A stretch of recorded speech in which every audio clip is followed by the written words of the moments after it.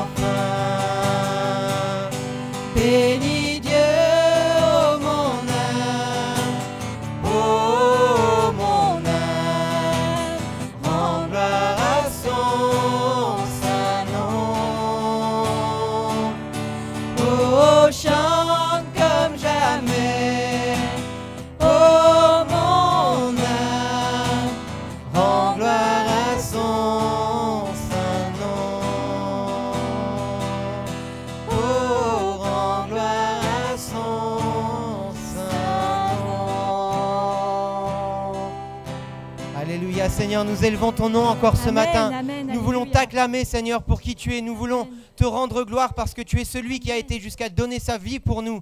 Mais gloire à Dieu, tu n'es pas resté dans le tombeau, Seigneur, tu es ressuscité. Et aujourd'hui, nous louons un Dieu vivant, Seigneur. Alléluia. Nous avons une espérance vivante. Et même si tout s'effondrait autour de nous, eh bien, nous pouvons garder cette espérance parce que tu es vivant, parce que tu nous accompagnes jour après jour, Seigneur. Louange et gloire à toi parce que eh bien, tu ne faillis pas, Seigneur, tu ne nous abandonnes pas, Seigneur, et tu réponds, Seigneur, à nos prières, à nos demandes, tu nous secours au moment opportun. Alors louange et gloire à toi, parce que malgré ce que mes yeux voient, malgré ce que mon corps ressent, tu es là, fidèle, Seigneur, et avec ton esprit, Seigneur, tu me donnes cette conviction, Seigneur, que oui, tu es là, que tu vas me délivrer, et que tu me délivres, Seigneur, pour avancer avec toi jusqu'à ce jour où mes yeux te verront, Seigneur. Alors louange et gloire à toi, qu'en attendant ce moment, Seigneur, je puisse toujours tourner les regards vers toi. Donne-moi cette force, ce courage de continuer d'avancer, Seigneur, pour qu'enfin, eh bien, je puisse voir le jour de ta délivrance, Seigneur. Maranatha, louange et gloire à toi, Père. Je t'ai prié dans ton merveilleux nom, Seigneur Yeshua. Amen. Alléluia. Tu es là, présent parmi nous. Je t'adore, je t'adore. Tu es là, agissant parmi nous. Je t'adore, je t'adore. Tu ferais un chemin au Père des miracles. Tu tiens tes promesses, lumière dans les ténèbres, mon Dieu, c'est ce que tu es. Tu es là, présent parmi nous. Je t'adore, je t'adore. Tu es là, restaure les cœurs brisés. Je t'adore, je t'adore. Tu es là, transformant nos vies. Je t'adore, je t'adore. Tu ferais un chemin au Père des miracles. Tu tiens tes promesses, lumière dans les ténèbres, mon Dieu, c'est ce que tu es. Tu ferais un chemin au Père des miracles. Tu tiens tes promesses, lumière dans les ténèbres, mon Dieu, c'est ce que tu es. C'est ce que tu es. C'est ce que tu es. C'est ce que tu es. C'est ce que tu es. Même si je ne vois pas, tu agis. Même si je ne sens pas, tu agis. Tu ne t'arrêtes jamais. Tu ne t'arrêtes jamais. Même si je ne vois pas, tu agis. Même si je ne sens pas, tu agis. Tu ne t'arrêtes jamais. Tu es là, présent parmi nous.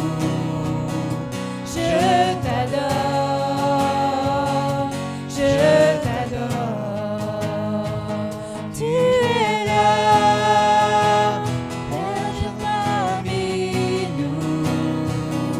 Je t'adore, je t'adore. Tu ferais un chemin au Père des miracles. Tu tiens tes promesses, lumière dans les ténèbres, mon Dieu, c'est ce que tu es. Ensemble, proclamons, tu ferais un chemin. Tu ferais un chemin au Père des miracles. Tu tiens tes promesses, lumière dans les ténèbres, mon Dieu, c'est ce que tu es. Encore une fois, tu ferais un chemin. Tu ferais un chemin au Père des miracles. Tu tiens tes promesses, lumière dans les ténèbres, mon Dieu, c'est ce que tu es, c'est ce que tu es, c'est ce que tu es, c'est ce que tu es, c'est ce que tu es, c'est ce que tu es, c'est ce que tu es, c'est ce que tu es, c'est ce que tu es.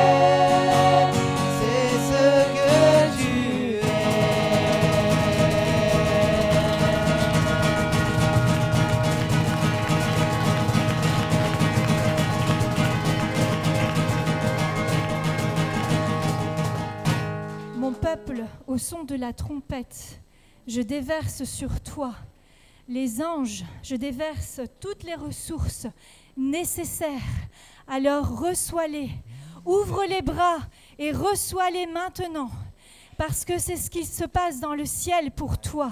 Et si c'est ce qui se déverse sur la terre pour toi, j'ai déversé dans ton cœur et j'ai mis dans ton cœur une vision. Je t'ai fait des promesses, je t'ai apporté les solutions. Alors, qu'en est-il, mon peuple ? J'attends que tu te lèves. J'attends que tu prennes ces clés. J'attends que tu prennes ces ressources parce qu'elles sont là pour toi. Je t'aime, mon peuple. Lève-toi. Lève-toi au son de la trompette.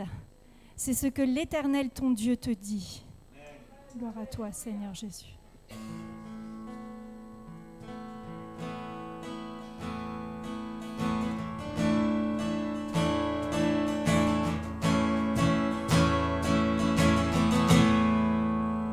Si Dieu a mis rêve dans ton cœur et qu'il garde-le comme un trésor, quoi qu'on dise, protège la vision avec passion. Quand tu sais de tout ton être, ce rêve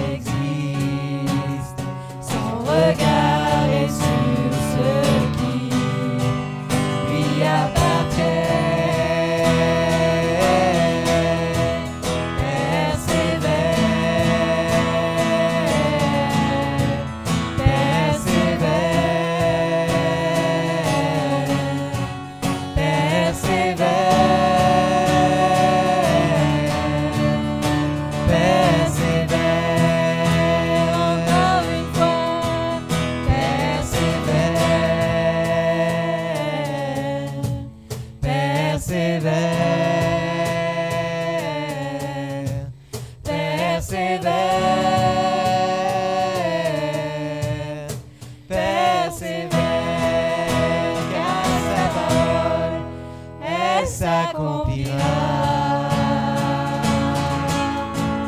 Elle s'accomplira. Elle s'accomplira.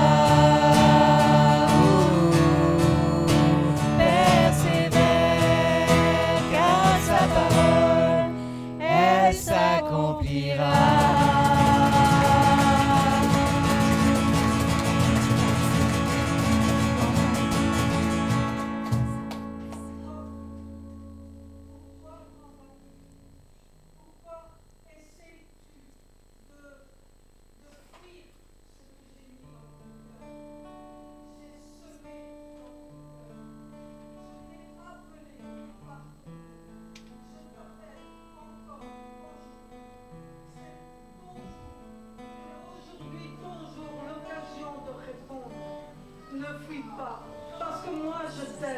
J'ai déversé sur toi mon onction sainte, mon huile de joie, mon huile de reconnaissance. Regarde ce que je fais pour toi. N'aie pas peur. Accomplis ce que j'ai mis dans mon cœur. Réponds à cette demande que je te fais. Je te bénirai où que tu ailles, là tu poseras ton pied, sera un lieu saint. Sois béni parce que moi je t'aime. Amen. Amen. Voilà, comme je vous le disais tout à l'heure, je sais qu'il y a des frères et sœurs ici qui ont été bénis cette semaine. Je vais vous donner cette occasion de remercier, de louer le Seigneur parce que dans la pièce, il y a d'autres frères et sœurs qui ne sont pas au courant. Alors, élevez vos voix. Nous avons tous et toutes besoin, parce que nous demandons que le Seigneur réponde à nos prières, d'aussi le remercier en toute occasion. Alors élevez vos voix. Amen. Parce que c'est vrai, Père, tu nous encourages à persévérer, Seigneur. Tu as des plans tellement merveilleux pour nous, Seigneur, alors que nous ne méritions rien, Seigneur. Tu as prévu plus que ce que nos cœurs désiraient, Seigneur Jésus. Alors vraiment, Seigneur Jésus, qu'on puisse te louer avec joie, te louer dans la paix, Seigneur, et laisser tous les fardeaux, Seigneur, au bas de la porte, Seigneur Jésus, vraiment, Seigneur. Tu vois que parfois, Seigneur, on peut être dans le flou, Seigneur, parfois on ne comprend pas la situation, parfois on ne comprend pas pourquoi ça nous arrive, Seigneur. Mais nous savons, Seigneur, que toi, tu as les yeux sur nous et que tu ne nous abandonnes pas, Seigneur. Quand vraiment nous sommes affaiblis, tu nous portes sur ton dos, Seigneur Jésus. Alors vraiment, Seigneur, ce matin, Père, les cœurs fatigués, Seigneur, tu vois, les cœurs qui sont venus avec des fardeaux, je te demande, Seigneur, de poser ta main. Saint-Esprit, viens maintenant, Seigneur, les visiter, nous visiter, Seigneur, parce que nous avons tant besoin de toi, Seigneur. Tu vois, Seigneur, nos cœurs s'élèvent, soupirent après toi, Seigneur. Nous te glorifions, Seigneur. Reçois vraiment l'adoration, Seigneur. Mais viens aussi, Seigneur, dans nos cœurs, nous transformer, nous changer à ta façon, Seigneur.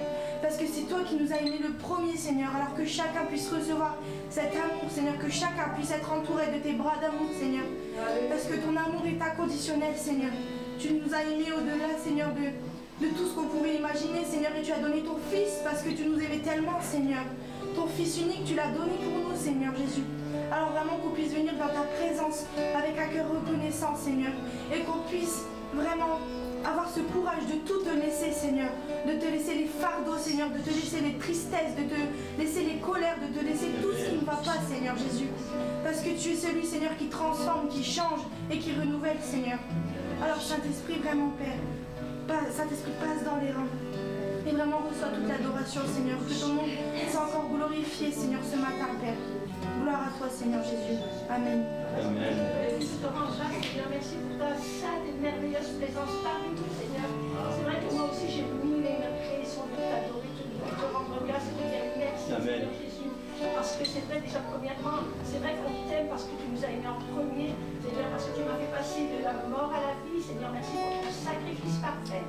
Merci parce que tu es un jour à moi, Seigneur Jésus. Merci. C'est vrai parce que tu donnes la paix et la joie que toi seul peux donner, Seigneur. Parce que tu es la lumière dans les ténèbres, Seigneur Jésus. Alors merci de bénir mes frères et sœurs ici présents et que tu peux leur donner, leur mettre dans leur cœur cette paix et cette joie, Seigneur. De restaurer, de te révéler, Seigneur Jésus. C'est vrai que tu es un Dieu de miracles et on le voit tous les jours encore, Seigneur Jésus. Alors merci pour ça merveilleux nom. ta gloire te revienne. Seigneur, je te lève aujourd'hui et je te remercie, Seigneur. Je te remercie pour tout ce que tu fais dans ma vie, Seigneur. Je te remercie pour tout ce que tu fais. Merci parce que cette semaine encore, tu nous as montré que tu étais présent, Seigneur. Je te remercie pour tous ces frères et sœurs que tu mets sur mon chemin.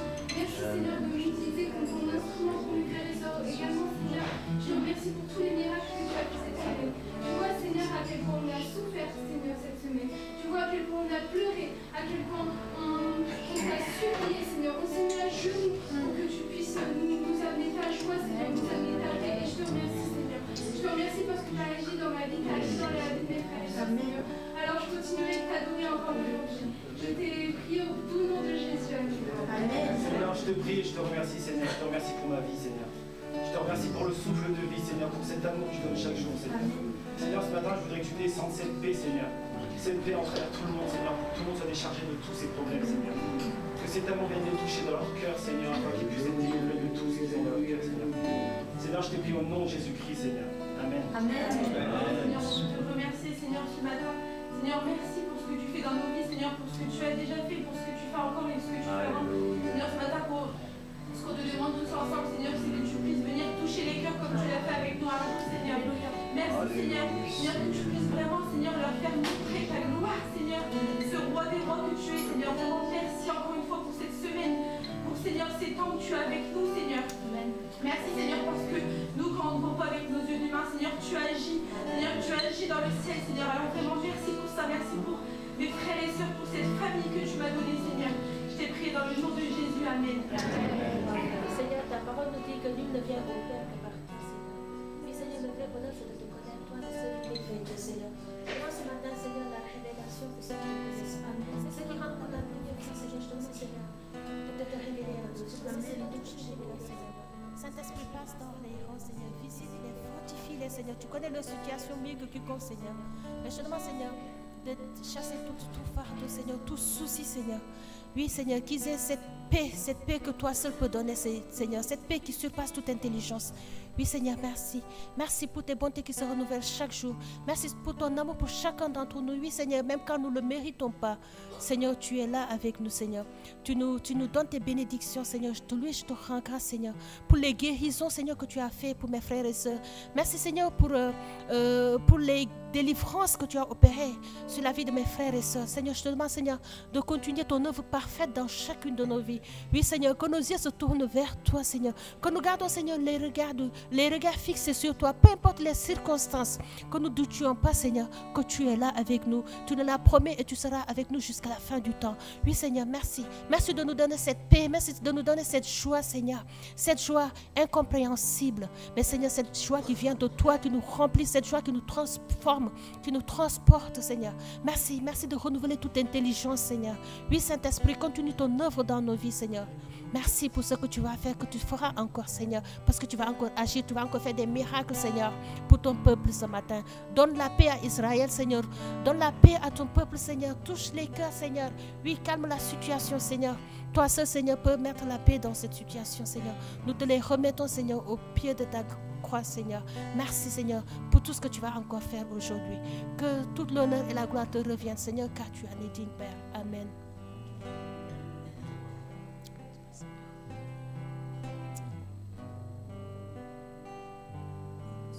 Une parole du Seigneur, sa parole sainte et précieuse, et bien parle maintenant aussi.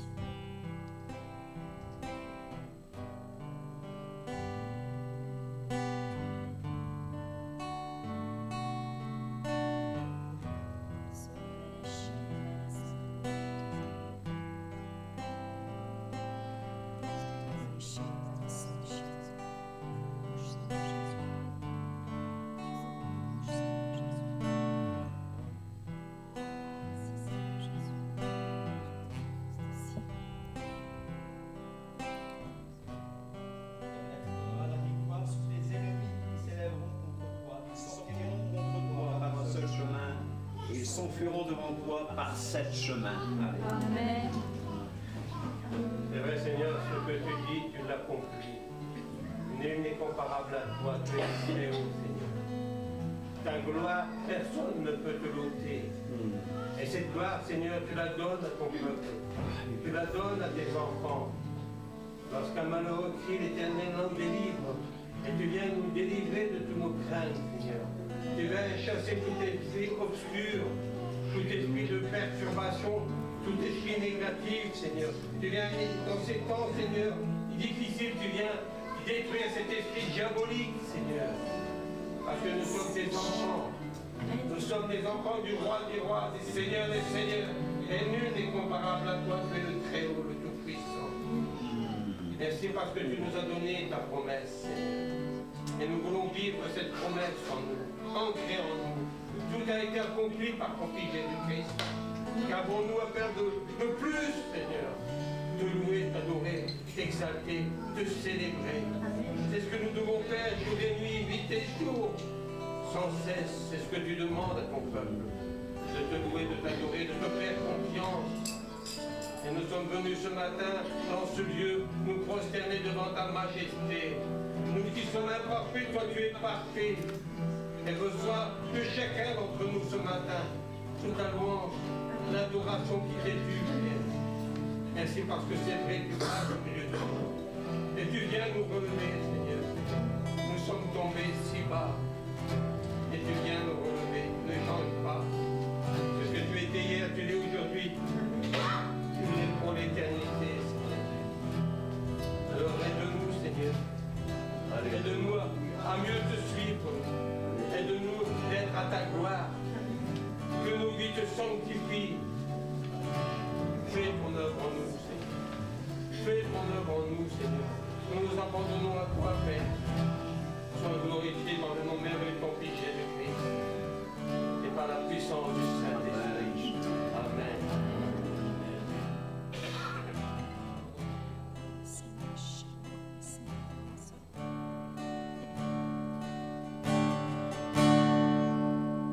Toi qui disposes de toutes choses et nous les donnes chaque jour, reçois, ô Père, notre prière de reconnaissance et d'amour, le don suprême que ta main sert, c'est notre pardon, c'est ta paix et ta clémence, trésor immense et le plus grand de tes bienfaits.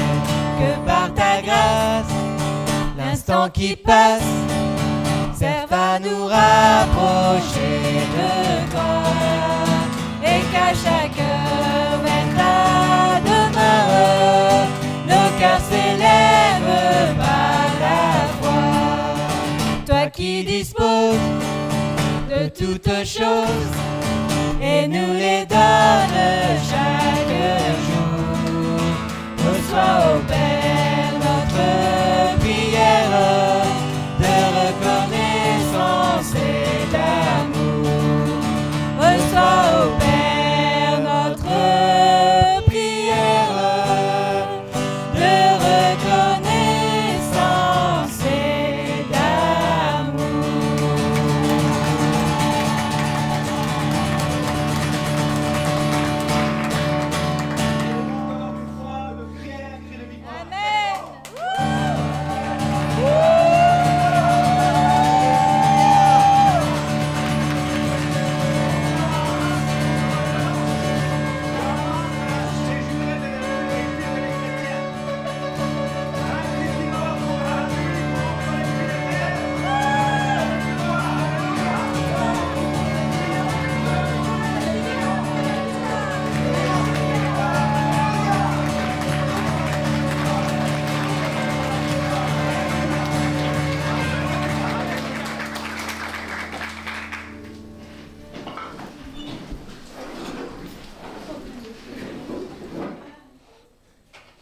Merci beaucoup pour cette louange et adoration rafraîchissante. Amen. Les amis internautes, les amis de l'Assemblée, bien le bonjour. Et le bonjour de mon épouse aussi, de ma fille Rachel, qui sont à Poitiers et qui seront parmi nous fin de cette semaine. Alors, avant de continuer, avant de poursuivre ce culte, je vais appeler 3 personnes. 2 jeunes dames et un monsieur qui ont vécu. Tout à l'heure, Virginie disait, voilà, prions, remercions le Seigneur pour les choses qu'il fait pour nous. Et les témoignages, je trouve ça extraordinaire parce que ça nous prouve qu'il est toujours agissant maintenant. Amen. Alors, je vais demander à Inès d'abord. Tu veux bien venir témoigner? Merci. Bien.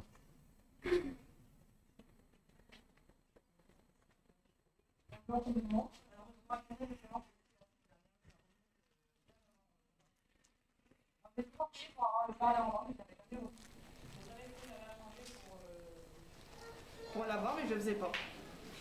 Et avec l'encouragement de mes frères et sœurs, je persévérais et je voulais pas. Je savais ce que j'avais changé, mais je le faisais pas. J'ai demandé des confirmations à Dieu, puis il m'avait toujours répondu. Et moi, avec mon caractère, je me disais, c'est pas grave. Et une fois, à une réunion de prière, il y a un frère à la fin de la réunion, et il a dit, je reçois une parole, il dit, j'exaucerai ta prière que quand tu te mettras à genoux devant moi. Et je le savais que c'était pour moi, mais malgré ça, je le faisais toujours pas. Et vendredi de la semaine dernière, je décide de me mettre à genoux dans ma chambre. Alors, je ne sais pas si c'était à genoux dans l'acte ou dans la prière, mais j'ai fait les deux. Et je dis, Seigneur, si c'est vraiment ça que tu veux, je le fais. Et je priais, mais sans conviction que ça allait se passer, sans rien, mais je l'ai quand même fait. Et vu que j'avais vraiment l'encouragement de mes frères et sœurs, j'ai persévéré quand même que c'était dur. Et je dis, Seigneur, je le fais, je te prie, j'ai changé ma façon de prier. Je dis, Seigneur, je te prie toujours pour moi, mais je ne sais pas c'est quoi ta volonté. Et j'ai changé ce truc-là, et je dis, Seigneur, fais ta volonté, je décide de te faire confiance. Prends la place et prends le contrôle. Et arrive samedi où les gens de Tout est possible, ils sont venus. Et ils font des appels. Je sens que c'est pour moi, je sens que je dois me lever. Et j'hésite, je suis hésitante, mais je dis, c'est pas grave, de toute façon Inès, t'es là pour ça, donc lève-toi. Et j'ai pas eu le temps de me lever, de marcher jusqu'au mur. J'ai commencé à ressentir une présence, une onction de paix, de joie et de bonheur. Je peux pas vous dire. Et là, j'ai commencé à parler en langue. Et c'était inarrêtable. Ça a duré 5-6 minutes, j'ai commencé à lever ma main en l'air à crier Ashtayaya, donc c'était un peu bizarre. C'était vraiment bizarre. Mais vraiment, c'est pour vous dire que Dieu répond toujours à nos prières. Et qu'il faut vraiment persévérer. C'est grâce à mes frères et sœurs ici que j'y ai été, que je me suis levée, que j'ai changé. Parce que je voulais pas, mais à force que mes frères et sœurs ils persévéraient, Inès ceci, Inès cela, je l'ai fait. Donc vraiment pour vous dire qu'il faut vraiment persévérer dans la prière. Voilà. Que Dieu vous bénisse. Amen. C'est vrai qu'il y a eu du changement. Bon, hein, on est tous témoins. Amen. Je vais appeler Laetitia. Tu veux bien venir?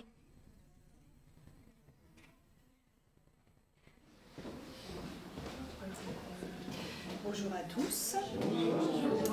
Pour ceux qui ne me connaissent pas, je suis Laetitia. Donc, comme Inès, le week-end dernier, j'ai reçu le baptême de Saint-Esprit. Donc, en fait, j'en ai parlé avec une sœur, Rachel Mascaro. En fait, je parlais justement du baptême du Saint-Esprit parce que justement dans mes prières, je demandais pour avoir le baptême du Saint-Esprit. Donc j'ai persévéré et j'en parlais à Rachel. Je dis, écoute, je ne sais pas si je l'ai reçu ou pas. Et donc elle me dit, t'inquiète pas, persévère encore, persévère. Et en fait, le samedi, comme disait Inès, les messieurs nous ont appelés. Moi je devais aller, je sentais que je devais aller. Et au moment qu'il a prié pour moi, j'ai senti mes mains trembler, mon corps trembler, mais tout trembler, et je suis tombée. Je suis tombée là à genoux, et j'ai senti un truc fort puissant, je ne peux pas vous expliquer comment c'était. Et en fait, j'ai pleuré, mais c'était une libération de toutes mes angoisses et tout par rapport à ça.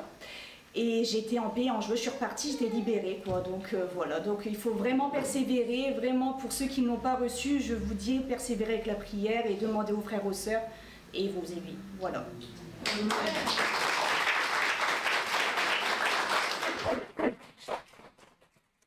Merci bien Laetitia. J'ai demandé à Jean, tu veux bien venir Jean? Oui.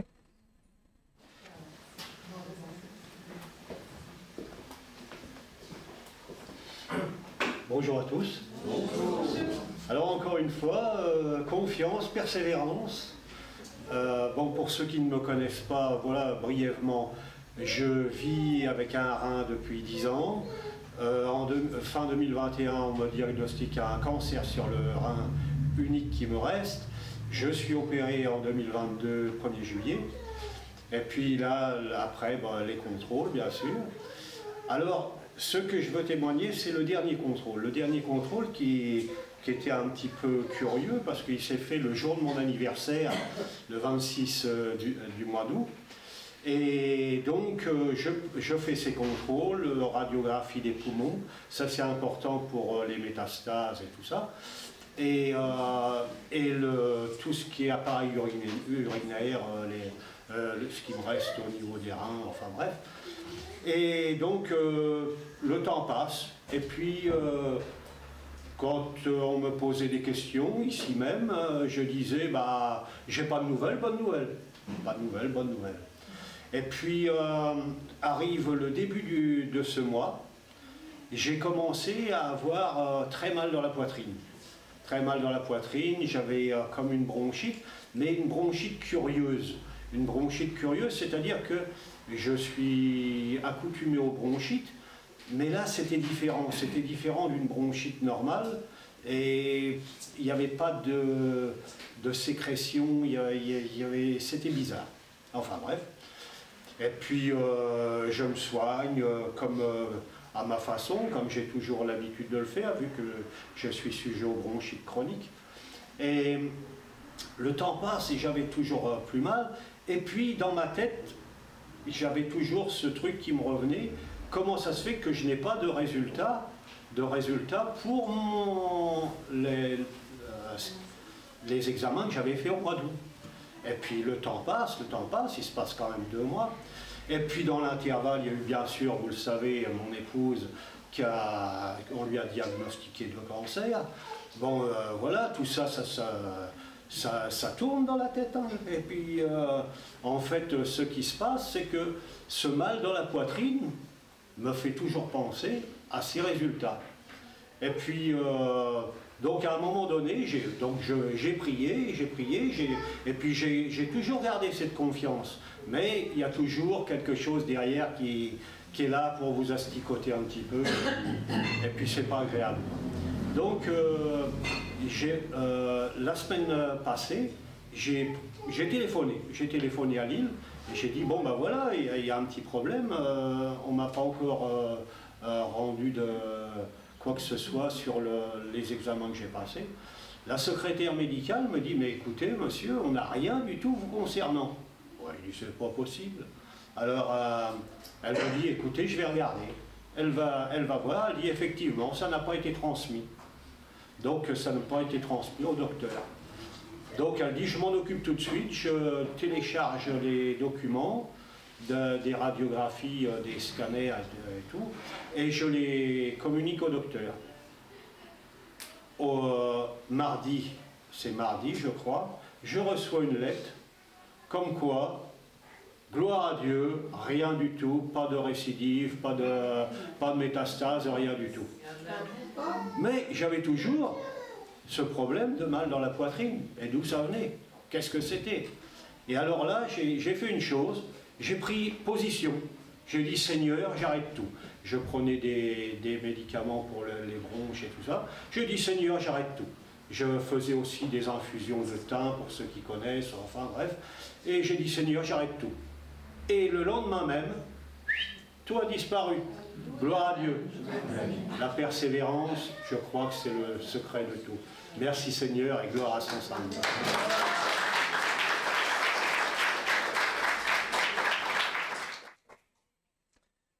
Nous servons toujours le même grand Dieu, il n'a pas changé.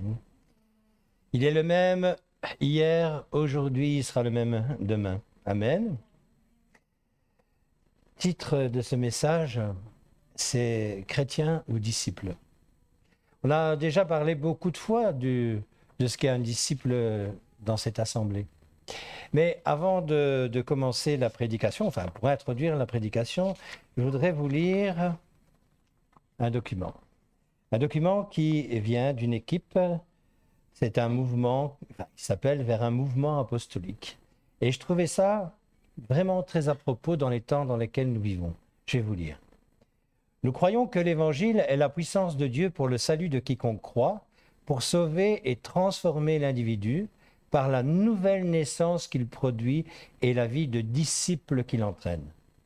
Que l'Évangile est la bonne nouvelle du règne de Dieu par Jésus-Christ, c'est-à-dire l'annonce de la victoire du Seigneur sur la tyrannie des ténèbres, l'injustice et le mal qui a servi l'humanité sur le plan physique, spirituel, social, économique et culturel. Que l'Évangile nous engage à servir le monde, à être sel et lumière en vue de témoigner de l'amour de Dieu et d'incarner les œuvres du royaume.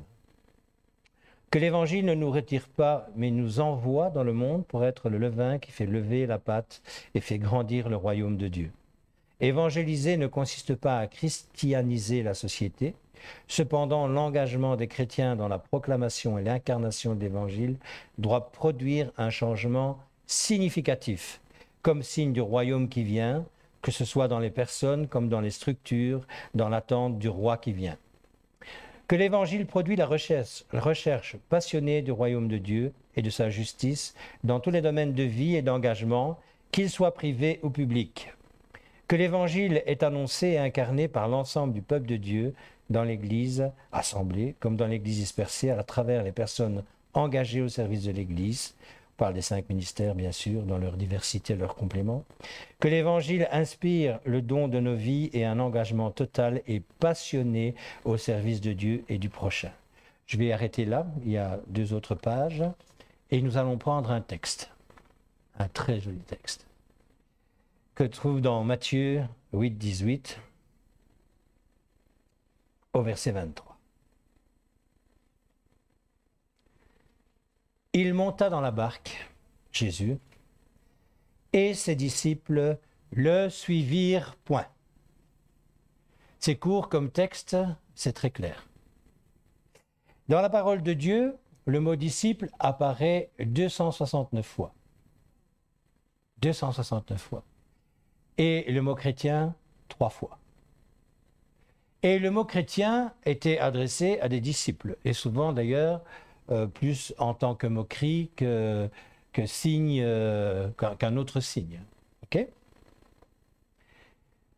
La traduction du disciple en grec, c'est mathété, ce qui signifie élève ou apprenti. Élève ou apprenti, adhérent. Quelqu'un qui a compris ce qu'il faisait et surtout, qui a décidé de suivre le maître. Jésus embarqua dans la barque et les disciples le suivirent. Il n'y a pas eu, oui, non, mais aujourd'hui, c'est pas possible parce que j'ai rendez-vous avec ceci, avec celui-ci ou celle-là. Ils le suivirent. On retient ça. Il provient du verbe mantano, mathété. Et ce verbe-là veut dire apprendre. Vous savez, frères et sœurs, le vrai souci à l'heure actuelle, c'est que on confond le mot chrétien avec fan. Et il y a des disciples. Les disciples, c'est ceux qui s'embarquent. Les fans, on le verra un peu plus tard, il y en avait, et il y a il y a plein de textes qui nous parlent des fans de Jésus-Christ dans la parole de Dieu, mais ils n'étaient pas là pour suivre Jésus uniquement dans les bons moments, mais aussi dans les mauvais. Le fan, c'est celui qui va apprécier quelqu'un pour ce qu'il lui apporte. Hier, je voulais regarder un peu le journal télévisé et je suis tombé sur une émission qui s'appelle Inside 50, pour ne pas la nommer. Et on parlait justement de certaines célébrités et de leurs fans. Et en fait, quand on interroge un fan, il est fan parce que l'idole, le chanteur, est pour lui plus important que tout le reste. Mais parce qu'il lui apporte du plaisir. Le plaisir que ce chanteur ou cette chanteuse apporte va camoufler tout ce qui ne va pas dans sa vie. Quoi que ce soit. Il va se raccrocher parce que ça lui fait du bien. Ça, c'est un fan. Et il y a beaucoup de fans de Jésus-Christ. Énormément. Seigneur, donne, donne, donne, donne, et donne, et donne, et donne, et donne. Et quand il ne donne pas, on se refroidit et on attend les temps prochains où il va encore redonner. Mais un disciple, c'est pas ça. Un disciple, c'est quelqu'un qui monte dans la même barque et il ne sait pas ce qui va lui arriver. On connaît la suite, nous les chrétiens, disciplinés, amen, de ce qui va se passer dans la barque. Il va y avoir des tempêtes, une tempête, amen. Ça, on n'aime pas. Vous savez, ce que doit connaître un disciple, avant tout, c'est une vérité. La vérité biblique qu'on trouve dans Jean 8, 32. Vous connaîtrez la vérité et la vérité vous rendra libre. Pas nos pensées. Nos pensées, elles sont erronées. Et comme tous les êtres humains, on va d'abord se tourner vers Jésus pour recevoir. Recevoir. Donne, donne, donne. Et c'est vrai qu'il donne. On a entendu des témoignages aujourd'hui, des témoignages différents. Il donne dans tous les domaines de nos vies. Il libère. Amen. Il guérit. Amen. Pas les rhumes. Hein. Celui qui nous a suivis la semaine passée, on a connu une guérison d'un cancer dans cette assemblée. Bon, on en a encore connu un il n'y a pas longtemps. Tu as témoigné là aujourd'hui. Il y a plein de choses qui nous prouvent que Dieu est agissant. Mais il attend de nous aussi d'être des disciples. Alors, un disciple, je le rappelle, c'est bien sûr s'engager volontairement quand on a compris pourquoi on devait le faire. On va passer à un autre texte. Ceux qui ont leur Bible, vous pouvez me suivre dans 1 Corinthiens.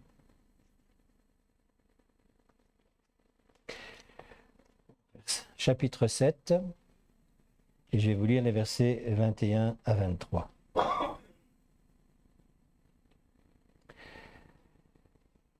As-tu été appelé étant esclave? Ne t'en inquiète pas, mais si tu peux devenir libre, profites-en plutôt. Car l'esclave qui a été appelé dans le Seigneur est un affranchi du Seigneur. De même, l'homme libre qui a été appelé est un esclave de Christ. On reste esclave. Vous avez été racheté à un grand prix. Ne devenez pas esclave des hommes. Ce qui est significatif dans les écrits apostoliques, le Nouveau Testament, le mot sauveur est employé 24 fois. 24 fois. Et le mot Seigneur, à votre avis, 433 fois. C'est bizarre parce que souvent on entend beaucoup plus proclamer le nom de Sauveur que Seigneur. C'est là où il faut remettre les pendules à l'heure. Il n'y a pas de hasard dans la parole de Dieu. Si ces mots, que sont les mots Seigneur, sont répétés un nombre presque incalculable de fois dans ce livre, c'est parce que c'est ce qui doit nous intéresser, c'est ce qui doit nous préoccuper. Amen. La croyance qui mène, écoutez bien, à la conversion, à une foi où uniquement Jésus est considéré comme sauveur. Je vais choquer certainement beaucoup d'hommes et de femmes, ici et derrière la caméra, est une utopie la plus totale. Parce que le mot sauveur va avec le mot Seigneur. Sauvé pour devenir esclave de Christ, ce n'est pas suffisamment prêché dans nos églises. Combien de fois j'ai pas entendu, tu donnes ta vie à Christ et tu es sauvé. C'est pas faux. Mais ça, ce n'est que le début de l'histoire. Il y a tout le reste. Et le reste, c'est très long. Il faut comprendre. On doit évangéliser avec Jésus-Christ Sauveur. Il n'y a pas de souci. Mais on doit évangéliser avec les deux termes, Sauveur et Seigneur. Qui ne veut pas être débarrassé de ses problèmes ici? Tout le monde veut être débarrassé de ses problèmes.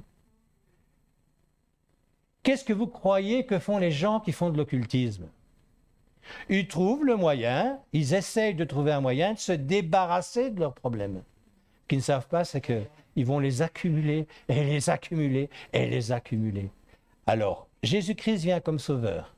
Il guérit, il délivre, il soigne. Alléluia. Mais après, il te demande de devenir un disciple. C'est ça le but d'une conversion. Oui. Ça veut dire quoi? Ça veut dire qu'il devient le maître de nos vies. Nos vies ne nous appartiennent plus. Alors vous allez dire, mais quel manque de liberté. Ben non, c'est ça la véritable liberté. C'est la liberté de se dégager de tout ce qui nous a liés autant d'années. Combien d'entre nous n'ont pas subi les addictions et les subissent encore? J'ai connu quelqu'un qui avait sur son bras cette inscription tatouée « Ni Dieu ni maître ». Il fumait une cigarette toutes les 5 minutes, il n'avait pas de maître. Et sa boisson préférée, c'était le whisky, il n'avait pas de maître. Il n'avait pas de Dieu. Il était libre comme l'air. Vous lui enlevez sa cigarette et sa bouteille, il fallait vous sauver dans la demi-heure, hein, je vous le dis. Dieu vient libérer. Alléluia. Il n'y a pas de souci. Il vient guérir. Il vient délivrer. Mais il nous demande des choses dans la parole. La parole incarnée, Jésus-Christ. Celui qui a payé à notre place ce que nous aurions dû payer à la croix. Le péché, à cause du péché. Disciple, c'est ça qu'on doit devenir. Disciple, c'est tout sauf synonyme de foi facile. La foi facile, laissez ça aux bébés. On facilite la vie de nos enfants, on facilite la vie de nos bébés. Pourquoi? Parce qu'ils ne savent rien faire. On va les nourrir, on va les changer, on va les laver, on va jouer avec eux. Ben, notre Seigneur fait ça aussi avec nous au début. Moi, j'ai été heureux d'être un bébé spirituel. Tout ce que je demandais, j'avais. Ça n'a pas duré longtemps. À un moment donné, quand j'ai compris qu'il était capable de répondre à mes prières, il m'a dit, tu vas lire la parole, tu vas la comprendre, tu vas te laisser enseigner et tu vas devenir un disciple. C'est ça qu'il attend de nous. Pourquoi est-ce qu'on a si peu de résultats au dehors? Parce qu'on est plus des chrétiens que des disciples, des gentils chrétiens. C'est quoi un gentil chrétien? Souvent, c'est celui qui vient à l'église quand il peut, comme il peut. Il se donne bonne conscience. Il est surtout très tolérant. Il est surtout très tolérant parce qu'il faut être tolérant dans ce monde. Il ne dit plus les vérités fondamentales parce qu'il ne les vit pas. Écoutez bien ce que je vous dis. Il ne dit plus les vérités fondamentales de la Bible parce qu'il ne les vit pas. Parce qu'il sait que si il les vit, il va devoir rentrer dans une dimension de discipline. Il va devoir se discipliner. Et pourtant, ces textes-là, je le trouve extraordinaire. Mon frère, ma sœur, tu étais esclave du péché. Tu es esclave, tu étais esclave de tout ce qui t'empêchait de voir la gloire de Dieu se réaliser dans ta vie. Mais ce texte nous dit qu'à partir du moment où tu as compris ça, tu vas devoir devenir esclave de Christ. Ça veut dire qu'il ne va pas discuter avec toi. Il a un plan pour toi. Et c'est un plan de bonheur, où il y a plein de promesses dans ce plan. Mais il ne t'a jamais dit que le chemin allait être une autoroute française. Je ne vais pas parler des autoroutes belges. Ça va plutôt être effectivement un parcours d'autoroute belge. La vie chrétienne des disciples. Il y a des trous partout. Il y a des travaux partout. Il y a des ralentissements partout. Et tu payes pour ça, en plus. Hein? Les Belges, vous comprenez ce que je vais vous dire. Eh oui, c'est ça la vie chrétienne de disciples. Alors on va prendre un autre texte. Dans Jean, chapitre 6, verset 26. Ce que j'expliquais un petit peu. Pas confondre être fan ou adepte avec. disciples de Jésus. On trouve ça donc, un texte qui nous illustre bien cela dans Jean 6, verset 26. Jésus leur répondit, en vérité, je vous le dis, vous me cherchez non parce que vous avez vu des miracles, mais parce que vous avez mangé des pains et que vous avez été rassasiés. Il y a vraiment une grande différence entre fans et disciples. Si vous lisez jusqu'au verset 66, vous allez comprendre ce qui se passe. Là, Jésus leur annonce qu'il est le pain de vie, lui. En fait, là, dans ces moments-là, il leur enseigne ce qu'il est vraiment, ce qu'il est venu faire ici. Mais il n'y a qu'un enseignement spirituel, il n'y a pas de pain ce jour-là, il n'y a rien d'autre. Et quand il leur explique qui il est réellement, ils ne sont pas contents. Parce que ce Jésus-là ne les intéresse qu'à moitié. La plupart diront qui peut entendre ce discours, nous, on s'en va, on va voir ailleurs. On revient à ce qu'on connaît. Tant que Jésus donnait des pains, des poissons, tant qu'il y avait ce qu'il fallait pour manger, pas de souci, la foule était là. Mais quand il leur dit, voilà qui je suis et voilà ce que je suis venu faire, pourtant, il leur explique le plus important de sa venue sur terre, pas de faire des miracles ni de donner à manger, hein, c'est de nous amener à la vie éternelle. Ils n'ont pas compris. Est-ce que nous avons compris? C'est la bonne question. C'est la question du jour. Est-ce qu'on a compris pourquoi nous sommes ici aujourd'hui? Pour recevoir des libérations, alléluia, c'est une très bonne chose.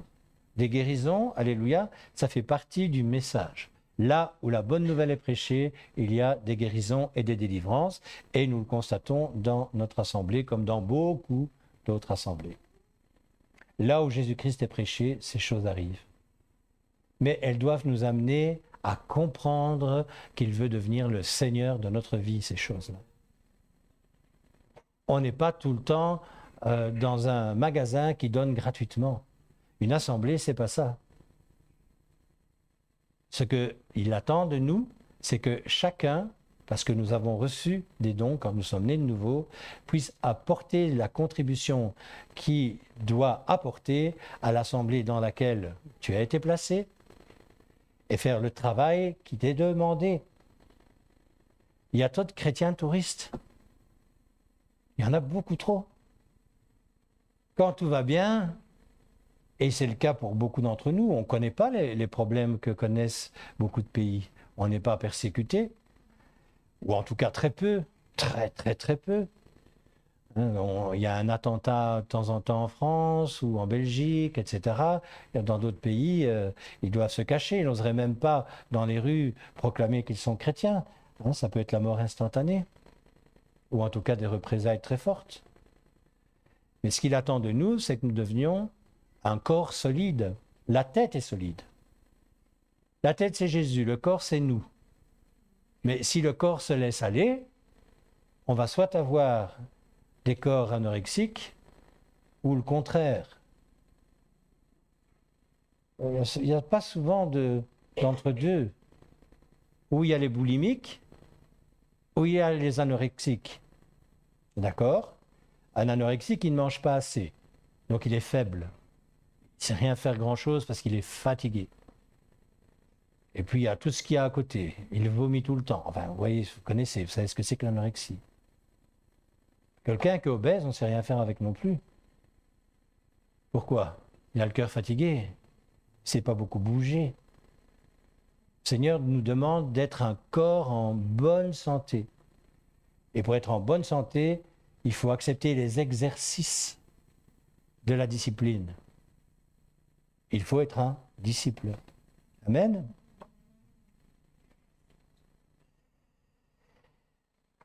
Jusqu'au verset 66, vous lirez. Plusieurs de ses disciples se retirèrent et n'allèrent plus avec lui. Fini de terminer. Tu as dit des choses qui ne nous plaisaient pas. Tu fais plus les choses qui nous plaisaient. C'est fini, on ne veut plus entendre parler de toi.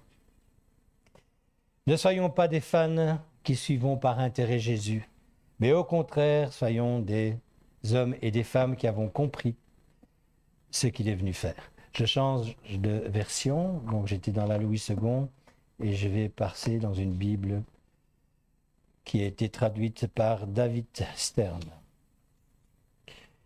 On va prendre un texte dans le livre de Jean, au chapitre 3 et au verset 3. Un rappel. Pour bien comprendre la parole de Dieu, il faut passer par ce que je vais lire maintenant. C'est Jésus qui parle à Nicodème. Oui, vraiment. Donc Nicodème lui pose des questions sur la foi, sur ce qu'il est, sur les miracles qu'il fait, etc. Et il répond, oui, vraiment. Lui répondit Yeshua, je te le dis, si un homme ne naît de nouveau d'en haut, il ne peut voir le royaume de Dieu. C'est un peu logique qu'il y ait une méthode pour rentrer dans le royaume de Dieu. Toutes les personnes qui veulent rentrer dans un royaume, quel qu'il soit, dans un pays quel qu'il soit, qui n'est pas européen, doivent avoir un passeport. Ça ne nous choque pas. Ça choque personne. Il y a à un moment donné des lois à respecter. Sinon, si on rentre dans un pays et qu'on ne les respecte pas, je ne vais pas vous faire un dessin avec ce qui se passe dans nos pays, on a une immigration incontrôlable. Des gens incontrôlables. Des gens qui viennent prendre ce qui nous appartient, en faisant ce qu'ils veulent comme ils veulent. Et généralement, ils ne sont pas rentrés avec un passeport. Ils ont forcé la frontière. Amen. Et pas de la bonne manière. On a un travail à accepter. Et surtout, une pensée à accepter. Acceptons ce que Jésus dit à Nicodème. Naissons de nouveau. Qu'est-ce que c'est que la nouvelle naissance? Pour beaucoup, il suffit de faire une prière de conversion et l'affaire est faite. Voilà, j'ai reçu Jésus-Christ dans mon cœur. J'ai reçu mon passeport. Ça peut être vrai. Moi, j'ai vu ça, j'ai vu des conversions instantanées, ici et dans d'autres églises.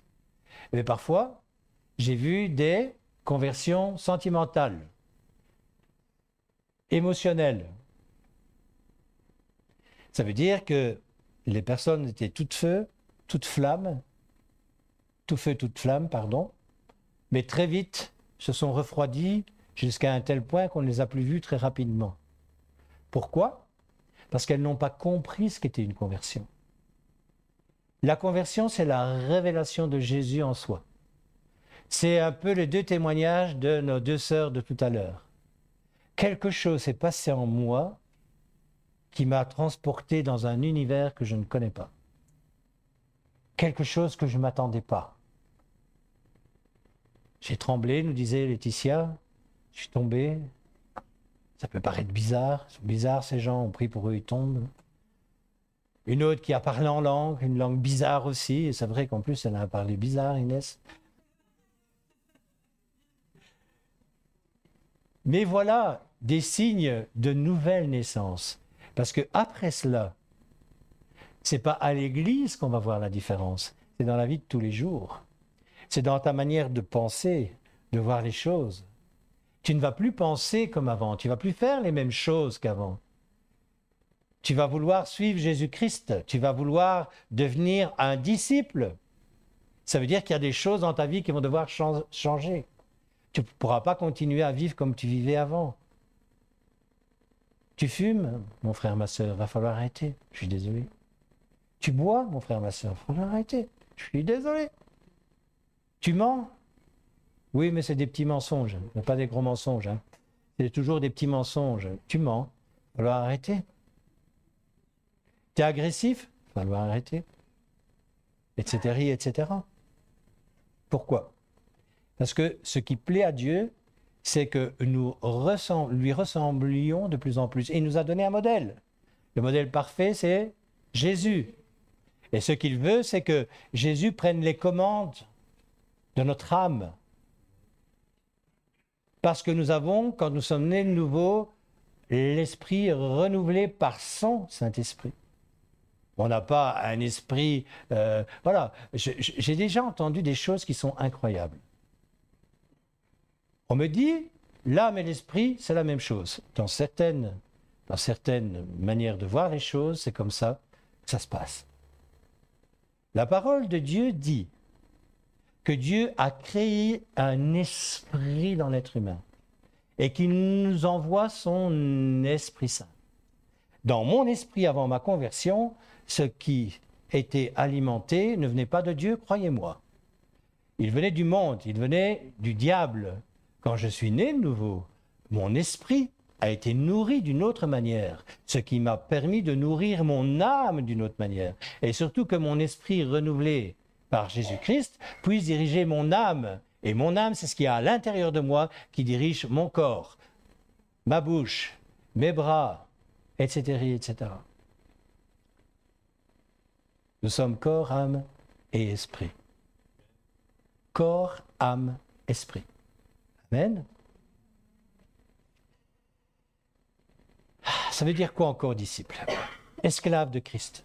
Ça veut dire que nous devons nous soumettre à ce qu'il nous demande, que ça nous plaise ou pas, tout en lui faisant confiance et sachant que ce qu'il nous demande va nous amener à vivre les promesses qui sont faites pour chacun d'entre nous, et il y en a de nombreuses. Pour ceux qui obéissent, il y a de nombreuses promesses. Deutéronome 28, elles sont toujours valables. Et il y a aussi, juste à côté de Deutéronome 28, en fait, il y a deux parties de Deutéronome 28. La première, une page complète de promesses, et puis deux autres pages complètes de malédictions si on ne suit pas ce qu'il nous demande de faire. Ces tables-là n'existent plus, ces tables-là, elles sont inscrites ici, normalement. C'est ça la nouvelle naissance. Il n'y a rien de changé. Jésus-Christ est venu accomplir ce que Dieu a mis en place de toute éternité. Il n'y a pas de changement à ce niveau-là. Jean 1,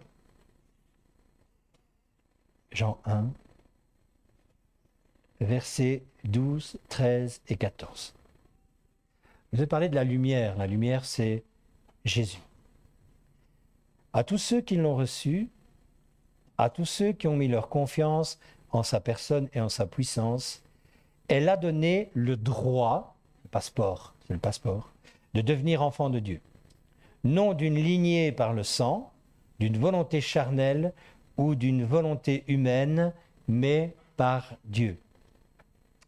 La parole est devenue un être humain et a habité parmi nous, et nous avons vu sa Shekinah, sa gloire.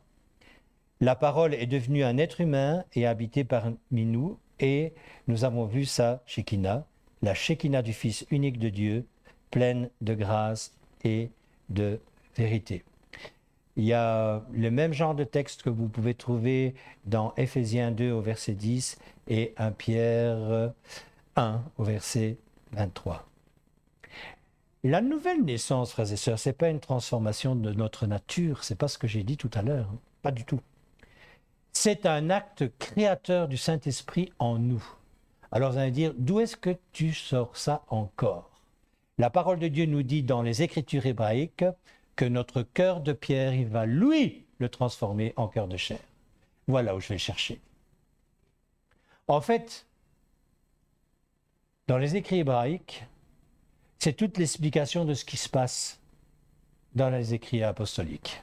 Donc, pour être plus clair, tout ce qu'on trouve dans l'Ancien Testament nous explique ce qui se passe dans le Nouveau. C'est ce que Dieu voulait et c'est ce qu'il fait. Pour ceux qui ont le passeport, pour ceux qui sont nés de nouveau. Amen.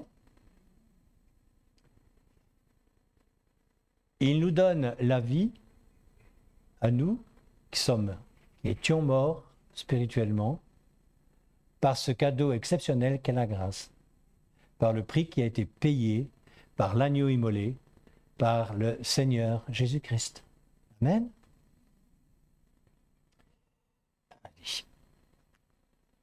Alors, on va passer à un autre texte. On va aller dans 2 Timothée, Au chapitre 2, et je vais vous lire les versets 3 à 5. 2 Timothée 2, 3 à 5. Accepte ta part des souffrances comme un bon soldat du Messie Yeshua. Aucun soldat actif ne s'encombre des affaires de la vie civile s'il veut plaire à l'officier qui le commande. De même, un athlète ne peut remporter la victoire à moins qu'il ne combatte selon les règles. Bah, évidemment, la vie d'un disciple, la première des conditions, c'est d'avoir une vie disciplinée. Combien d'entre nous ne sont pas disciplinés? Combien d'entre nous vivent comme ils ont envie, quand ils ont envie? Et puis qu'ils s'étonnent qu'il n'y ait pas de puissance dans leur vie, qu'ils n'en ont plus. On discutait dernièrement, c'est hier soir, avec des frères et sœurs, de ce qu'est un pastorat. Le pastorat, ce n'est pas ce que je suis en train de faire ici. Des prédicateurs, parmi nous, il y en a d'excellents. Des enseignants, il y en a d'excellents. Le problème, il n'est pas là. Le pastorat, c'est de faire paître les brebis convenablement. Et ce n'est pas le dimanche. Oui, le dimanche, ça fait partie. Mais c'est toute la semaine. Et dans tous les domaines de nos vies, nous devons apprendre à changer. Et mon travail, c'est de vous y aider, c'est de vous y amener. Mais il y en a beaucoup qui ne veulent pas. Pourquoi? C'est bien plus facile de venir se donner bonne conscience une fois de temps en temps le dimanche, le mercredi, le lundi, et puis le reste, je fais comme je veux. Si tu veux connaître la puissance dans le royaume des cieux, il faut changer d'attitude chez toi, dans ta maison, dans ta manière de voir les choses. Accepter d'être pris par l'Esprit. L'Esprit Saint, ce n'est pas toujours pour recevoir de bonnes choses, c'est aussi pour accepter le fait qu'il te reprenne. À un moment donné, quand il ne parle plus, c'est inquiétant. J'ai eu une discussion il n'y a pas si longtemps avec, je peux le dire franchement, parce que ce n'est pas quelqu'un de cette assemblée, qui me disait j'entends tes prédications, mais moi je ne suis pas d'accord. Je dis pourquoi tu n'es pas d'accord? Moi je ne me sens jamais repris, je suis sauvé. Je dis ça va être difficile de discuter tous les deux. Et il m'a dit pourquoi? Je dis c'est curieux parce que moi je suis souvent repris encore maintenant, et je vais te dire même. Il y a un problème quelque part. On nous a raconté qu'à partir du moment où nous avions reçu le salut, à la limite, comme Dieu était bon, il pardonnait tout. C'est vrai. Il y a une chose qui est vraie, c'est une demi-vérité en fait. Dieu pardonne tout. Il est prêt à entendre tout. Mais une fois que tu as été pardonné, il te demande, parce qu'il t'a donné un passeport pour entrer dans son royaume, de vivre selon les règles de son royaume. Et de plus vivre comme tu vivais avant dans l'autre royaume où tout était permis. L'autre royaume, tu peux faire ce que tu veux. Et au contraire, plus tu fais mal, mieux c'est. Mais c'est fini quand tu es dans le royaume des cieux. Paul disait qu'on devait tendre vers la perfection. La perfection, ce n'est pas le dimanche matin, c'est tous les jours de la semaine. Généralement, le dimanche matin, tout se passe bien. Vous tendez tous vers la perfection. Vous ne médisez pas? On cancane pas? Formidable. Et c'est 2 heures par semaine. Et encore, pas la prédication.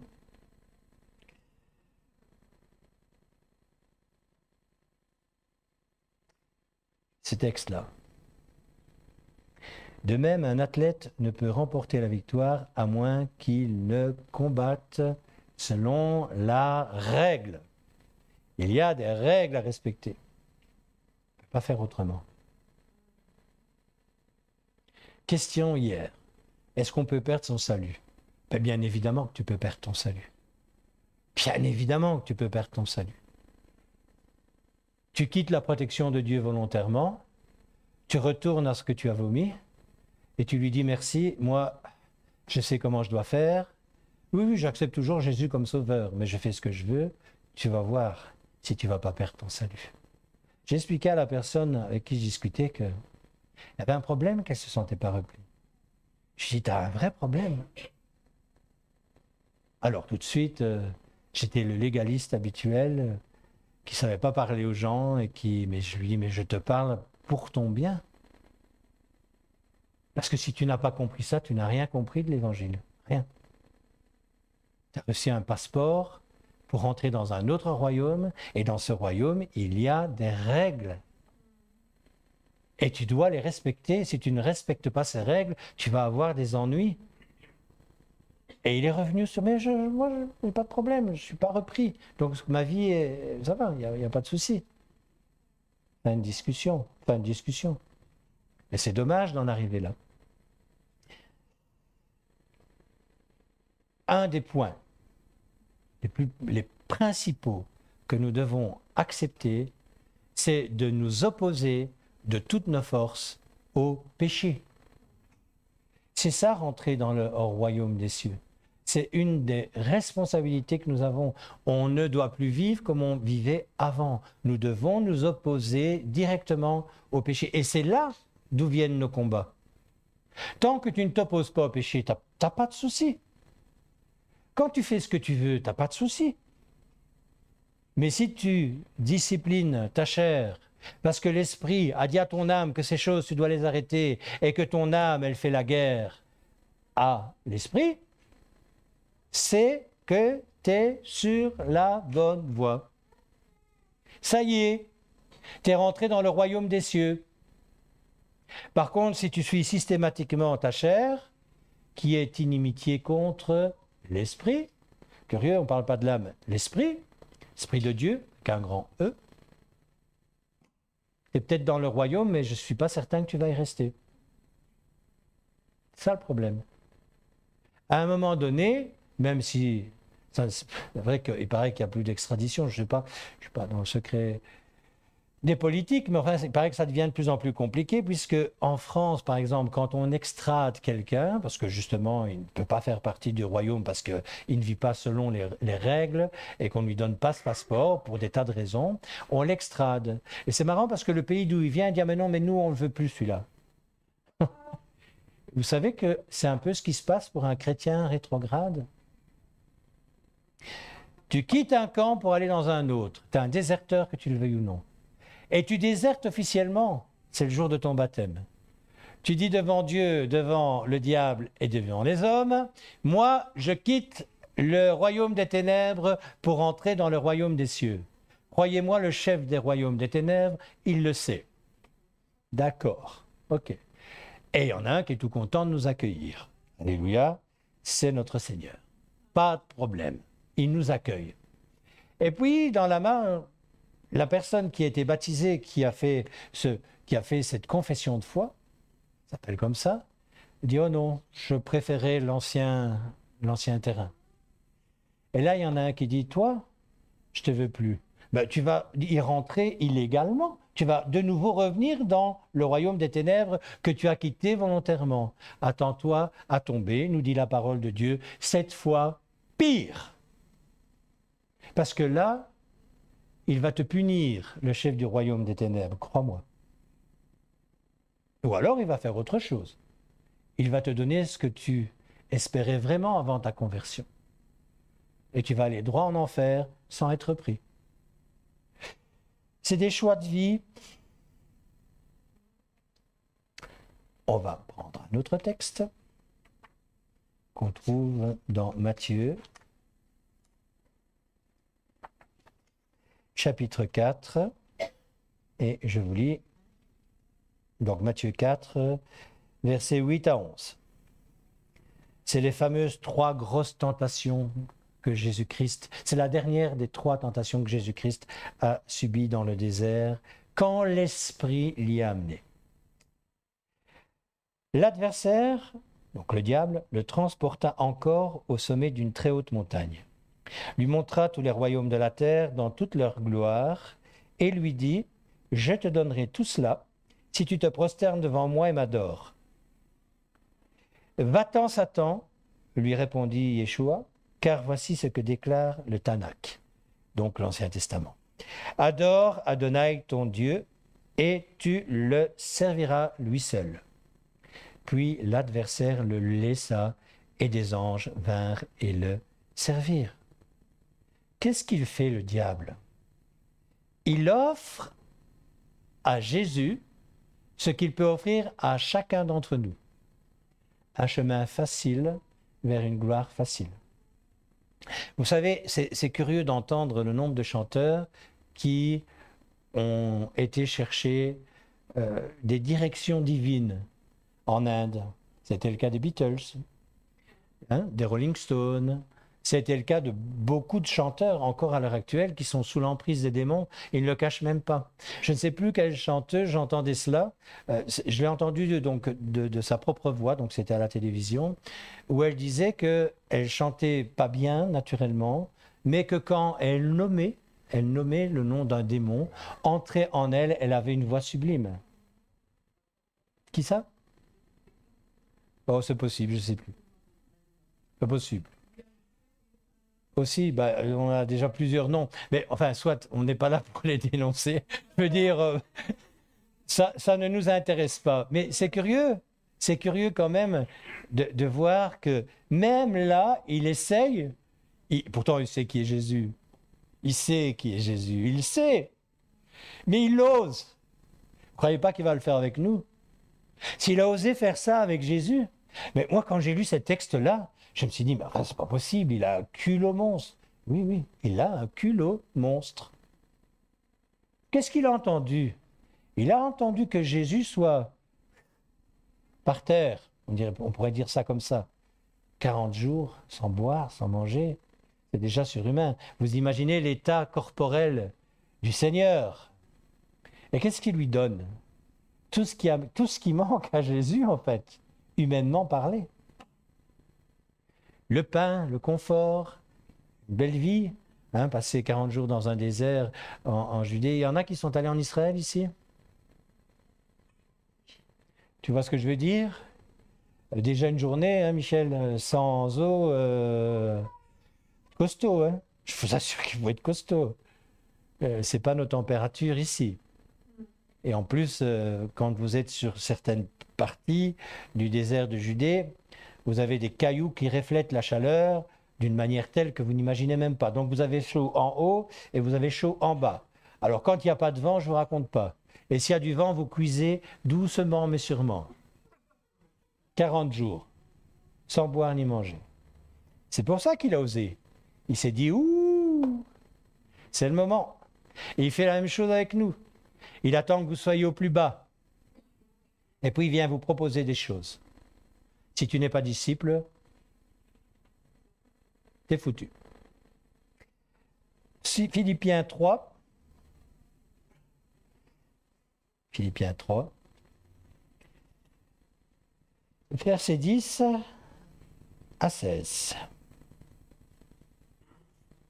Oui, j'ai tout abandonné pour le connaître, pour connaître la puissance de sa résurrection et la communion à ses souffrances, devenant conforme à sa mort, afin de parvenir en quelque manière que ce soit à être ressuscité d'entre les morts.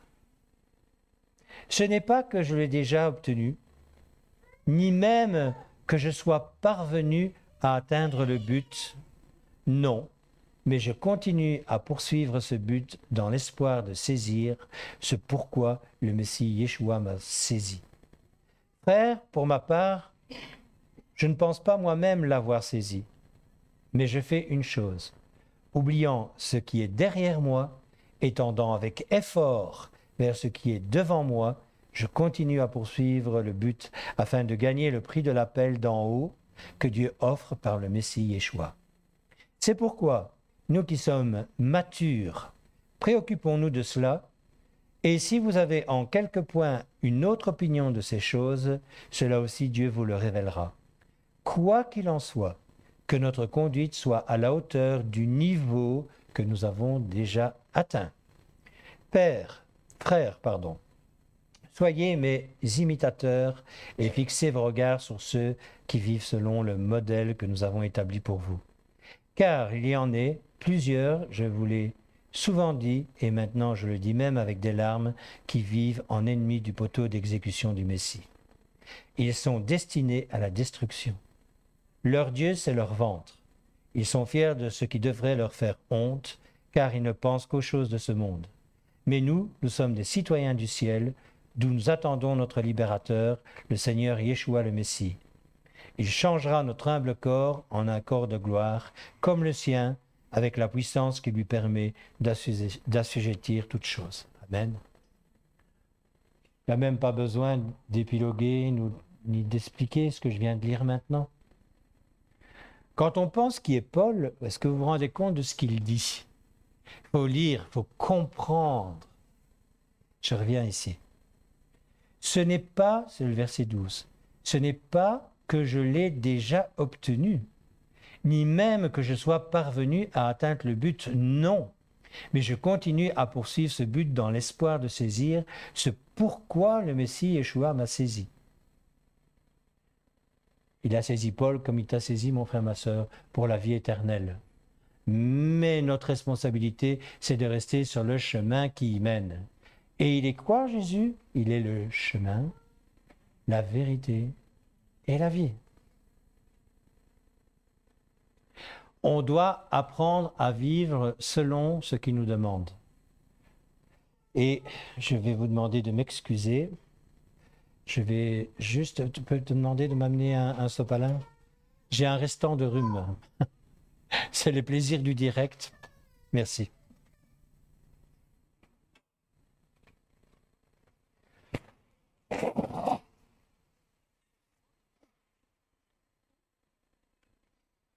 Il nous demande de respecter les lois, les préceptes du royaume. Et ça, c'est notre responsabilité. Il fait tout le reste. Je le rappelle, il va changer notre cœur de pierre en cœur de chair. C'est formidable, on ne saurait pas le faire. Il va nous équiper de par son esprit. Deux sœurs vont l'expliquer. Ils vont nous guérir. Il y a eu des témoignages dans cette maison, dans sa maison, qui le prouvent. Il a pour nous le meilleur. Mais il nous demande d'être des disciples. Alors, est-ce que tout le monde a compris aujourd'hui vraiment la différence entre chrétien et disciple? Il y a trop de gens qui me disent « je suis chrétien ». Un témoin de Jéhovah va te dire qu'il est chrétien. Un catholique va te dire qu'il est chrétien. Un orthodoxe va te dire qu'il est chrétien. Qui entendons dire « ah non, moi je suis disciple de Jésus-Christ ».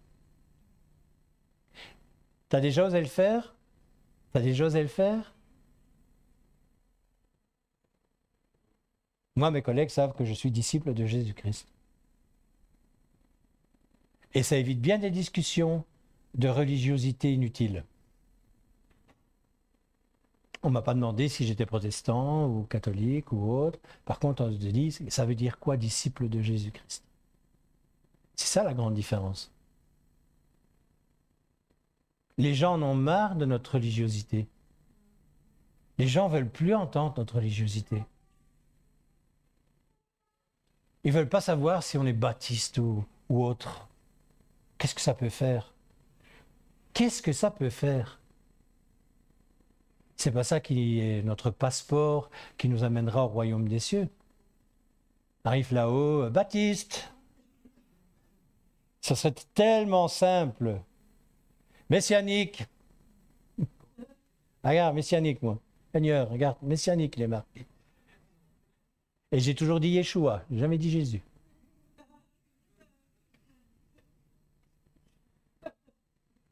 On n'est plus des enfants. Hein? Tout à l'heure, je lisais un texte. Ces textes sont... Comprenez bien ce que je vous dis. Ces textes sont adressés à des hommes et des femmes matures.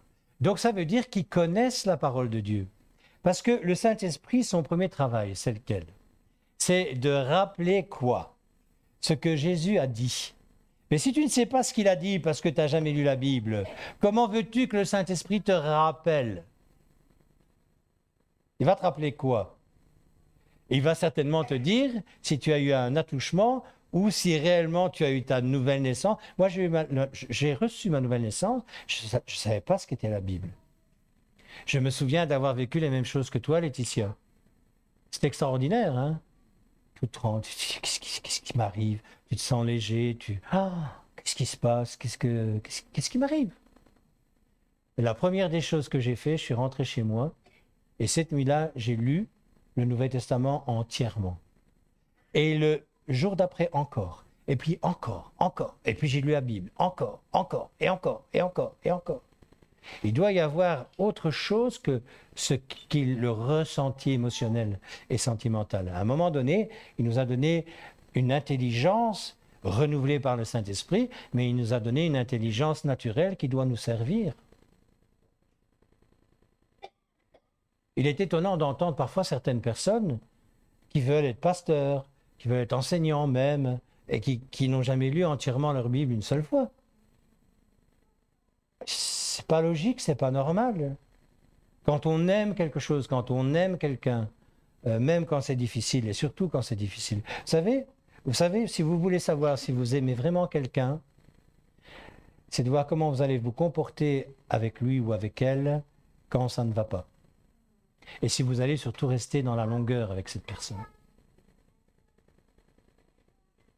Si vous aimez selon Jésus-Christ, vous allez accepter des choses que normalement l'être humain n'est pas capable d'accepter.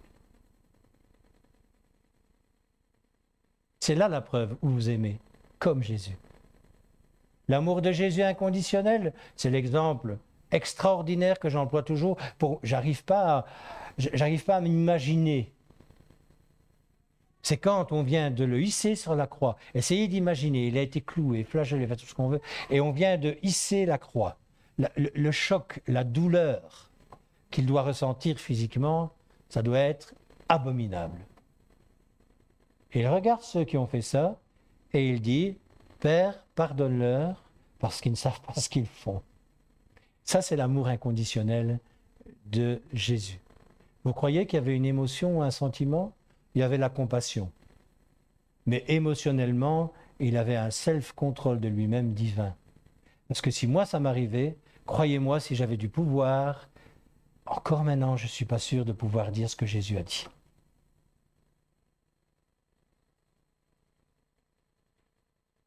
Je me suis posé la question honnêtement, si maintenant je devais mourir pour ma foi, quelles seraient mes pensées pour ceux qui vont me tirer dessus ou autres, en sachant que je vais y passer? Est-ce que j'aurais ce même amour inconditionnel de la personne?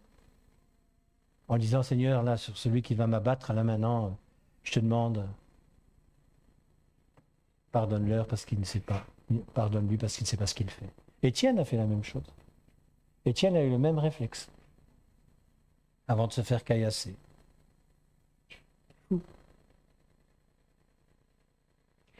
Chrétiens ou disciples,